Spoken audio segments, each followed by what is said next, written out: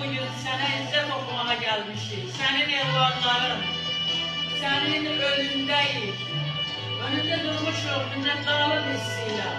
Çünkü o kadar güzelsən ki. Sənə şöhrət oxuyuruq, izzət oxuyuruq, alqış oxuyuruq. Layiqsən bütün alqışlarımıza izzətli ağa. Layiqsən bütün izzətlərimizə izzətli ağa. O kadar güzelsən ki, sen böyüksən, sen her yerdəsən. Sen böyüksən ve ucasan, her güce qadirsən. Ama bizim de atamızsan, bizim için güzel, seven atamızsan. Ya hvalu tebe paju, Gospod, ja paju tebe.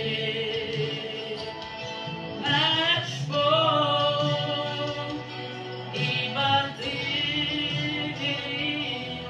da budemo misjon. Alqış oxuyuram sənə, Tanrım, mən oxuyuram. Rəbbim, çünki ucasan, sən izzətlisən.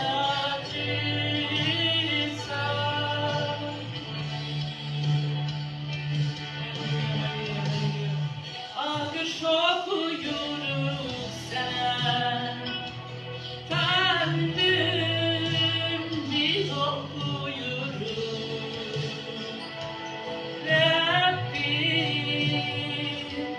çünki ucasan və izzətlisən.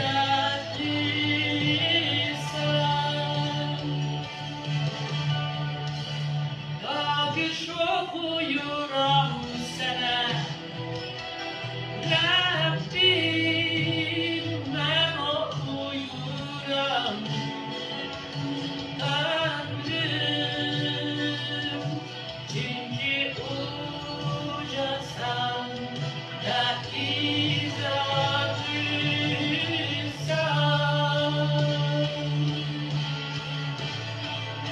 Halleluya, halleluya, halleluya. İnanıram sənə Tanrım. Sevirəm səni Tanrım. Çağırıram səni Tanrım. Güvənirəm sənə Tanrım. Və oxuyuram bu nəğməni bütün qəlbimlə sənə Tanrım. Halleluya. Rəbbə alqış və izzət olsun. Əziz dostlar, ne kadar çok yani tekrar eləsək ki, alqış oxuyuram sənə Rabbim. Yüzlərlə və minlərlə demeyin ki, eyni sözü niyə deyirsən? Eyni sözü deyil. Alqış oxuyuram sənə. Bu ruhani aləm, pis ruhu qüvvələrin